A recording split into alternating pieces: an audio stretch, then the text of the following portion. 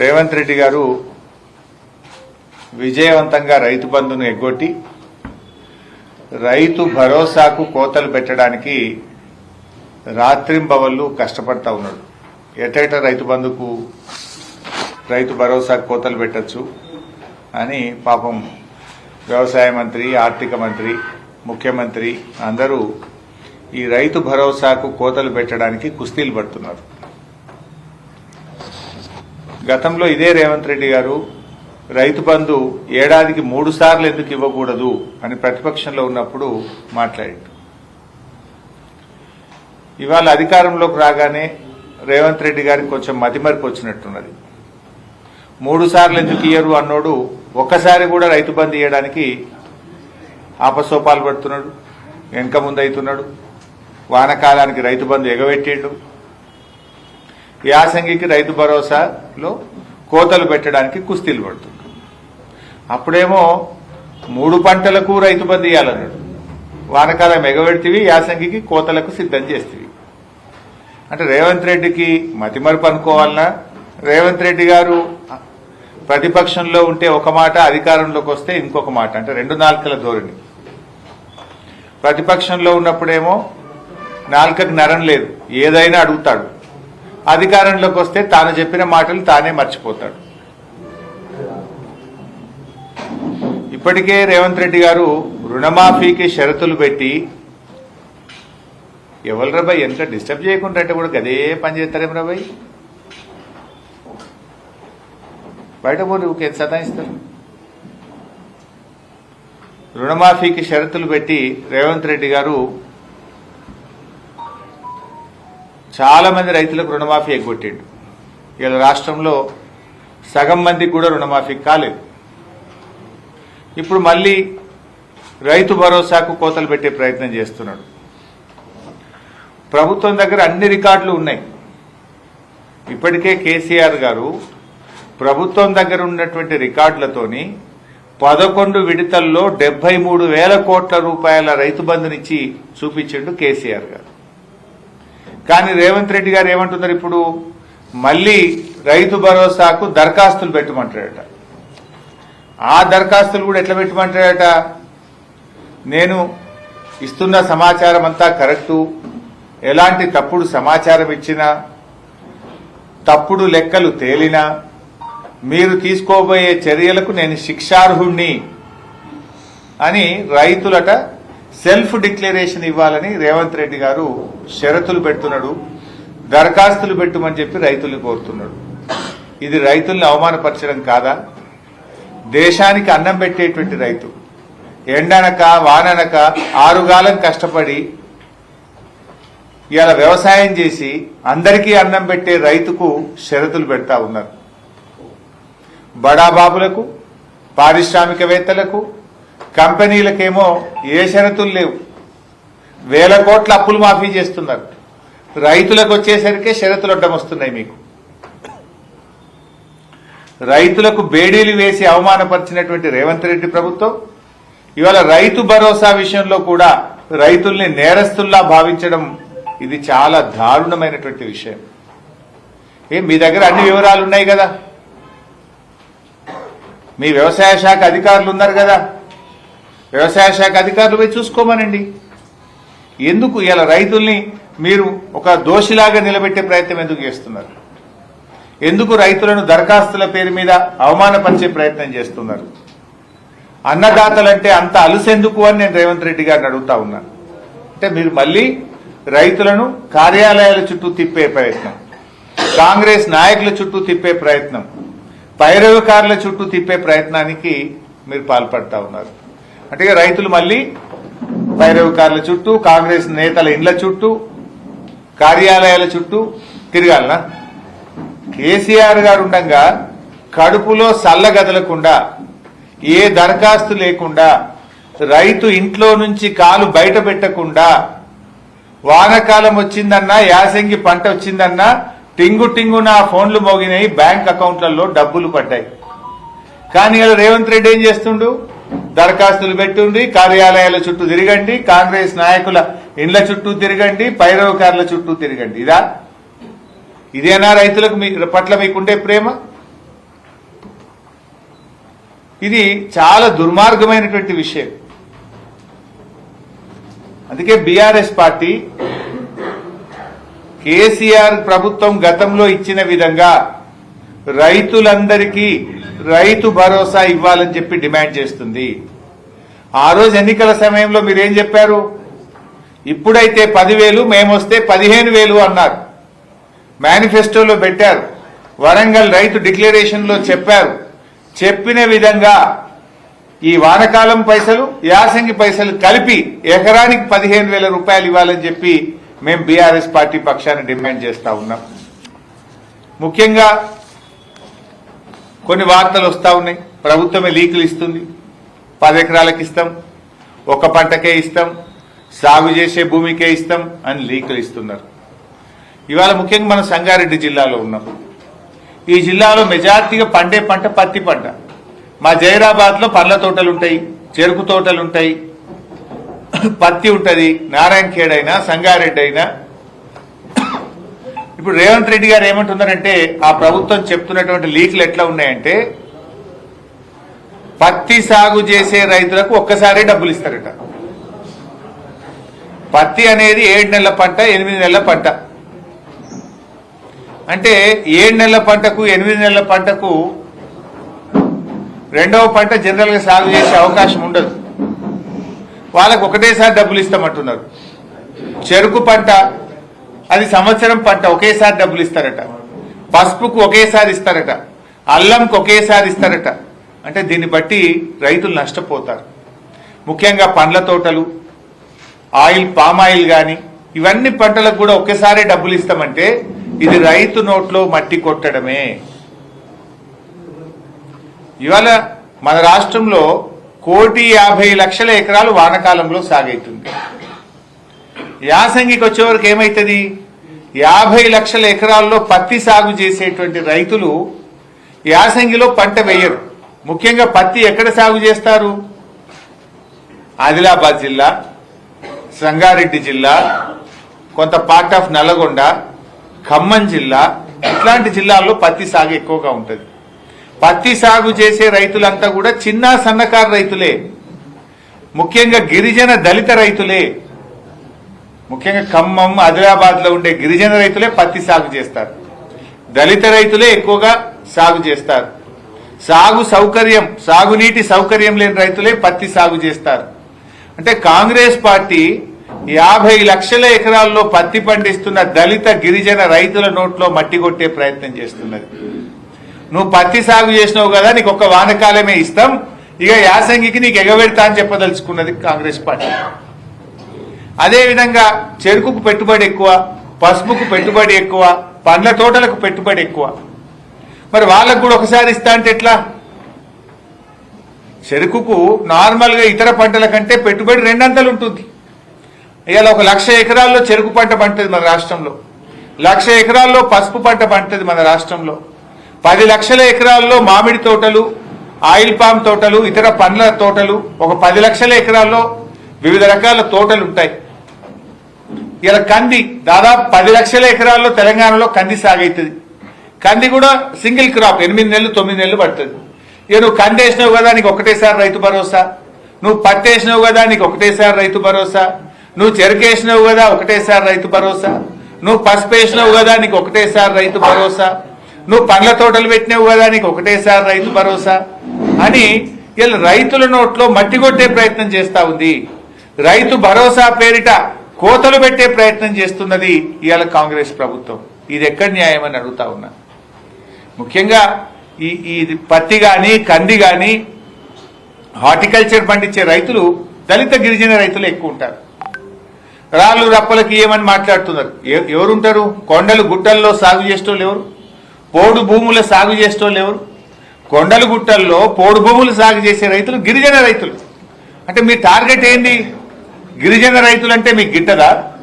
గిరిజన రైతులకు రైతు భరోసా ఎగ్గొడదామనుకుంటున్నారా? మీ ఉద్దేశం ఏంది అని మేము అడుగుతా ఉన్నాం. అన్నీ ఆలోచించిన కేసీఆర్ గారు రైతుల ఆత్మగౌరవాన్ని కాపాడాలి. రైతులు పెట్టేవాళ్లు గాని అడుక్కునే వాళ్ళు కాదు అన్నది కేసీఆర్ సిద్ధాంతం. రైతులు దేశానికి అన్నం పెట్టేవాళ్ళు. అందరికీ కడుపు నిండి అన్నం పెట్టి ప్రజల్ని బతికించేవాడు రైతు. అందరికీ పెట్టే రైతును ఇలా కేసీఆర్ ఆత్మగౌరవం పెంచి రైతు యొక్క విలువను, రైతు గౌరవాన్ని కేసీఆర్ పెంచే ప్రయత్నం చేసిండు. కానీ కాంగ్రెస్ పార్టీ ఏం చేస్తుంది? రైతును అడుక్కునేవాడిగా చిత్రీకరించే ప్రయత్నం చేస్తుంది. రైతులు దరఖాస్తులు పెట్టండి, కార్యాలయాల చుట్టూ తిరగండి, పైరేవు కార్ల చుట్టూ తిరగండి అనే విధంగా రైతుల ఉసురు పోసే ప్రయత్నం చేస్తుంది. అందరికీ అన్నం పెట్టే రైతును అడుక్కునేవాడిగా మార్చకండి. మీ దగ్గర అన్ని వివరాలు ఉన్నాయి, అన్ని పంటలకు ఇవ్వండి. ఇలా దీర్ఘకాలిక పంటలుంటాయి, వర్షాధారిత పంటలుంటాయి, వారికి అన్యాయం చేయొద్దు. ఇప్పటికే పత్తి రైతులు చాలా ఇబ్బందుల్లో ఉన్నారు. ఈసారి అకాల వర్షాల వల్ల పత్తి దిగుబడి తగ్గింది. పత్తి రైతులకు పెట్టుబడి ఎక్కువ, ఆదాయం తక్కువ, అవకాశాలు లేక వర్షాధారితంగా గిరిజన దళిత రైతులే ఎక్కువగా బీసీ రైతులే పత్తి పండిస్తారు. ఇవాళ నువ్వు ఆ రైతులకు అన్యాయం చేసే ప్రయత్నం చేస్తున్నావు. ఇలా ఎల్లుండి 4వ తారీఖు కేబినెట్ మీటింగ్ లో డిసైడ్ చేస్తామని లీకులు ఇస్తా ఉన్నారు. ఒకవేళ పత్తి రైతులకు గాని, కంది రైతులకు గాని, హార్టికల్చర్ రైతులకు గాని మీరు అన్యాయం చేస్తే తస్మాత్ జాగ్రత్త అని చెప్పి హెచ్చరిస్తా ఉన్నాం. రైతు లోకం తిరగబడుతుంది అని చెప్పి హెచ్చరిస్తా ఉన్నాం. జరిగే పర్యవసానాలకు ప్రభుత్వం బాధ్యత వహించాల్సి వస్తుంది అని హెచ్చరిస్తా ఉన్నాం. ఆలోచించండి. ఇవాళ పంట ఒకటి కావచ్చు, కానీ దాని పెట్టుబడి ఎక్కువ. కందులు దాదాపు 10 నెలల పంట, చెరుకు ఏడాది పంట, పసుపు ఏడాది పంట, పత్తి 6-7 నెలల పంట. దాని పెట్టుబడి ఎక్కువ. మీరు ఒక పంట అని చెప్పి ఆ రైతులను అన్యాయం చేయొద్దు అని చెప్పి కూడా కాంగ్రెస్ పార్టీని హెచ్చరిస్తా ఉన్నాం. అందరి రైతులకు రైతు బంధు యథావిధిగా ఇవ్వాలని చెప్పి కూడా కోరుతా ఉన్నాం. ఇలా ఏమిచ్చింది కాంగ్రెస్ పార్టీ? ఈ ప్రభుత్వం అధికారంలోకి వచ్చిన తర్వాత కోతలు తప్ప రైతులకు ఇచ్చింది ఏమీ లేదు. మీరు ఒకసారి గమనిస్తే రుణమాఫీ సగం మందికే అయింది. బోనస్ 10 పంటలకు బోనస్ ఇస్తామని మేనిఫెస్టోలో పెట్టింది కాంగ్రెస్ పార్టీ.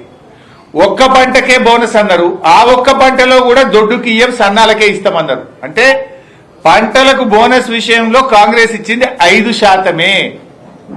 ఎందుకంటే 10 రకాల పంటలకు బోనస్ అని ఒక్క పంటకు బోనస్ ఇచ్చిండ్రు. ఆ ఒక్క పంటలో కూడా దొడ్డు వాట్లకి ఇయ్యం, సన్నాలకే ఇస్తామన్నారు. అంటే 5%. రైతు భరోసా వానకాలం ఎగ్గొట్టిండ్రు, యాసంగిలో సగానికి సగం కోత పెట్టడానికి కుట్రలు చేస్తున్నారు. పంటల బీమా మేనిఫెస్టోలో పెట్టిండ్రు. అసెంబ్లీలో బడ్జెట్ స్పీచ్ లో చెప్పారు, ఈ సంవత్సరం నుంచి కాంగ్రెస్ పార్టీ పంటల బీమా ప్రారంభిస్తామన్నారు. వానకాలంలోనేమో ఏమైందా పంటల బీమా అంటే యాసంగికి వెళ్ళిస్తామన్నారు. ఇప్పుడు యాసంగి వచ్చింది, పంటల బీమా ఏమైందా అంటే మళ్ళీ వచ్చే సంవత్సరం చూస్తామంటారు. పంటల బీమా గుండు సున్నా. రైతులకు వ్యవసాయ పనిముట్లు ఇస్తాం, అది సున్నా. ఒక్క పనిముట్లు ఈ సంవత్సరం ఇచ్చింది లేదు. పాడి రైతులకు 5 రూపాయల ప్రోత్సాహం అన్నారు, అది గాడిద గుడ్డు పెట్టిండ్రు. అన్నీ ఉత్తాయి. మీరు ఏమిచ్చారు? పాడి రైతులకు 5 రూపాయల ప్రోత్సాహం అని మేనిఫెస్టోలో పెట్టిరి, గాడిద గుడ్డు పెట్టిరి. వ్యవసాయ పనిముట్లు ఇస్తామంటారు, గుండు సున్నా పెట్టిరి. రైతులకు పంటల బీమా అంటారు, దాన్ని సున్నా పెడితిరి. రైతు భరోసా సగానికి కోత పెట్టే కుట్ర చేయబడితిరి. రుణమాఫీ సగమే చేస్తిరి. బోనస్ చెప్పిన దాంట్లో 5 పైసలు ఇచ్చిండ్రు, 95 పైసలు ఎగబెట్టిండ్రు. 24 గంటల కరెంట్ అన్నారు, ఏడవైనా 16 గంటలకు మించి కరెంట్ వస్తలేదు. ఇక మరి మీరు ఇచ్చింది ఏంది? మీరు రైతులకు చేసింది ఏంది అని నేను అడుగుతున్నా. ఒక్కటన్నా రైతులకు ఇచ్చిన హామీ మీరు నిలుపుకున్నారా? అరే 2 లక్షల మీద అప్పున్నోళ్ళని ముఖ్యమంత్రి ఏమన్నాడు? పోనీ బ్యాంకులలో జల్దీ కట్టుని మీకు ఎత్తామన్నాడు. ముఖ్యమంత్రి మాట నమ్మి అప్పులు తెచ్చి 2 రూపాయలు 3 రూపాయల మిత్తికి తెచ్చి బ్యాంకులలో డబ్బులు కడితే ఆ 2 లక్షల పైన ఉన్న రైతులకు ఇవ్వాలటికి రుణమాఫీ అయితలేదు. నేను అడుగుతా ఉన్నా, 2 లక్షల పైన ఉన్నటువంటి రైతులకు ఎప్పుడు రుణమాఫీ చేస్తారో కట్ ఆఫ్ డేట్ పెట్టండి. ముఖ్యమంత్రి గారు నీ మాట నమ్మి మిత్తికి తెచ్చి బ్యాంకులలో 2 లక్షల పైన ఉన్న డబ్బు కడితే ఇవాళకి ఒక్క రైతుకు కూడా రుణమాఫీ కాలేదు. 2 లక్షల లోపున్నోళ్ళు కూడా చాలా మంది ఇలా ఇబ్బందుల్లో ఉన్నారు. ఇంకా చాలా మందికి రుణమాఫీ కాలేదు. మిత్తిల మీద పడ్డాయి. నువ్వు డిసెంబర్ 7 తారీఖు దాకానే మిత్తి మీ లెక్క పెట్టినావు. ఏడాది ఆలస్యంగా రుణమాఫీ చేసి ఏడాది మిత్తిలు రైతులతో కట్టించినావు. నువ్వు ఇవాళ రుణమాఫీ ఆలస్యం చేసింది నువ్వు. ఏ రోజు రుణమాఫీ చేస్తే ఆ రోజు దాకా మిత్తి కట్టిస్తావా? డిసెంబర్ 7 తారీఖుకే లెక్క పెడతావా? డిసెంబర్ 7, 2023 నాటికే లాస్ట్ అంటే మరి 6 నెలలు ఏడాది మిత్తిలు ఇవాళ రైతుల మీద పడతా ఉన్నాయి. ప్రతి రైతు 20,000, 30,000 ఈ రుణమాఫీ విషయంలో రైతుల మీద భారం పడతా ఉంది. ఇలా 2 లక్షల లోపు కూడా రేషన్ కార్డు నిబంధన పెట్టి, కుటుంబం నిబంధన పెట్టి, కుటుంబంలో ఒక్కరికనే నిబంధన పెట్టి ఇవాళ రుణమాఫీలో కూడా సగానికి సగం రేవంత్ రెడ్డి కోతలు పెట్టిండు. ఇలా ఈ రైతుల పట్ల కాంగ్రెస్ పార్టీ వైఖరిని మేము తీవ్రంగా ఖండిస్తా ఉన్నాం. అందరికీ అన్నం పెట్టే రైతన్నను అడుక్కునేవాడిగా మార్చొద్దు. రైతు ఎప్పుడు పై చేయి ఉండాలి, రైతు ఇచ్చేవాడికి ఉండాలి. గాని రైతును మీరు దరఖాస్తులు పెట్టించి దరఖాస్తులో తెలుసో తెలియకో తప్పులుంటే మేము చర్యలు తీసుకుంటాం, ప్రభుత్వం తీసుకునే చర్యలకు నేను శిక్షార్హుణ్ణి అని చెప్పి మీరు తీసుకునేటువంటి ప్రయత్నాలు మానండి అని చెప్పి బీఆర్ఎస్ పార్టీ హెచ్చరిస్తా ఉంది. మీ దగ్గర డేటా ఉంది, ఇదేం కొత్త స్కీమ్ కాదు, నువ్వేం కొత్తగా ఇస్తలేవు. 11 సార్లు కేసీఆర్ ఇచ్చిండు కదా, అదే పద్ధతిలో 5,000కు బదులు 7,500 ఇస్తాను నువ్వు నమ్మించినావు, నమ్మించి గద్దెనెక్కినావు. మరి గద్దెనెక్కిన తర్వాత నీవు ఇచ్చిన వాగ్దానాన్ని అమలుపరచు. బాండ్ పేపర్ల మీద రాసిచ్చినావు కదా 7,500 ఇస్తాను, వెంటనే వానకాలం యాసంగి పైసలు 15,000 రూపాయలు విడుదల చేయాలని చెప్పి కూడా ఈరోజు బీఆర్ఎస్ పార్టీ డిమాండ్ చేస్తుంది. అదేవిధంగా వ్యవసాయ కూలీలు, ఇప్పుడు వ్యవసాయ కూలీలకు 28వ తారీఖు నాడే డబ్బులు ఇస్తా అని ఉప ముఖ్యమంత్రి గారు స్టేట్మెంట్ ఇచ్చారు. మరి డిసెంబర్ 28 పోయింది, జనవరి 1వ తారీఖు వచ్చింది, మాట తప్పిండ్రు. ఎందుకు లేట్ అయిందని తెలుసుకుంటే దాంట్లో కూడా ఎట్లా వడబోత చేయొచ్చని బాగా కష్టపడి పనిచేస్తుండట, ఏది వేస్తారట. వ్యవసాయ కూలీలను తగ్గించడానికి, తక్కువ మందికి ఇవ్వడానికి ఇలా ఏరువేతకు బాగా కష్టపడుతున్నారట సెక్రటరియట్లో. ఈ రాష్ట్రంలో 54 లక్షల ఉపాధి హామీ కార్డులున్నాయి. 54 లక్షల ఉపాధి హామీ కార్డులున్నాయి. దీని కింద 1,04,00,000 మంది కూలీలు పనిచేస్తున్నారు. అంటే భార్య భర్త కావచ్చు, తండ్రి కొడుకు కావచ్చు, ఒక కార్డు మీద కుటుంబానికి ఒక కార్డు ఉంటుంది. 54 లక్షల ఉపాధి హామీ కార్డులు, 1,04,00,000 మంది కూలీలు పనిచేస్తా ఉన్నారు. అంటే మరి ఉపాధి హామీలో పనికి పోతున్నారంటే ఎవరు పోతారు? బతుకుదెరువు లేనటువంటి వాళ్ళు. కూలీ కనుకనే కూలి పనికి పోతారు. మరి అక్కడ మళ్ళీ ఏరువేత ఎందుకు? ఇప్పుడు అక్కడ ఏందట, నీకేమైనా భూమి ఉన్నదా అని చూస్తారట. గుంట ఉన్నదా, 5 గుంటలు ఉన్నదా, 3 గుంటలు ఉన్నదా, 2 గుంటలు ఉన్నదా, అర్ధెకరం ఉన్నదా, పావు ఎకరం ఉన్నదా. పావు ఎకరంలో పంట వండుతుందా? వాళ్ళు బతుకుతారా? కొన్ని రాళ్ల భూములు ఉంటాయి, కొన్ని గుట్టల భూములు ఉంటాయి, ప్రభుత్వం ఇచ్చిన అసైన్డ్ భూములు ఉంటాయి, సాగునీటి సౌకర్యం ఉండదు, కరెంటు సౌకర్యం ఉండదు, రూపాయి పంట పంటది, పేరుకు మాత్రం 5 గుంటలో 10 గుంటలో ఉంటుంది. వాళ్ళను కూడా ఏరి వేస్తా, ఇంటికి ఒకరికే ఇస్తా,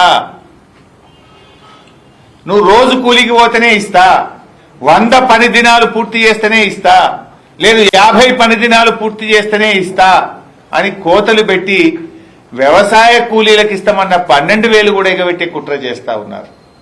ఇది అన్యాయం కదా. ఒక కుటుంబానికి ఉన్నదే 100 పని దినాలు, నువ్వు కోతలు పెట్టే ప్రయత్నం చేయొద్దు. ఉపాధి హామీ మట్టి పనికి పోయే వాళ్ళు ఎవరు పోతారు? గడపార పట్టుకొని పార పట్టుకొని పొద్దుగాల 6 గంటలకు లేచి మట్టి పనికి పోయేవాడు కూలి కాకపోతే ఏంటి? ఆ కూలికి కూడా వడబోతలా? ఆ కూలికి కూడా పరీక్షలా? ఆ కూలీలను కూడా అవమానపరుస్తారా? కూలికి కూడా వెలగడతారా? కూలీలను కూడా ఇంకా మీరు రకరకాల దాంతో ఏరివేస్తారా? ఇది ఏం పద్ధతి అని మేము అడుగుతా ఉన్నాం. ఎలాంటి షరతులు లేకుండా ఉపాధి హామీలో మట్టి పనికి పోతున్న 1,04,00,000 మందికి వ్యవసాయ కూలీలకు మీరు మేనిఫెస్టోలో చెప్పిన ప్రకారంగా, ఇచ్చిన మాట ప్రకారంగా సంవత్సరానికి 12,000 రూపాయలు బేషరతుగా ఇవ్వాలని బీఆర్ఎస్ పార్టీ డిమాండ్ చేస్తుంది.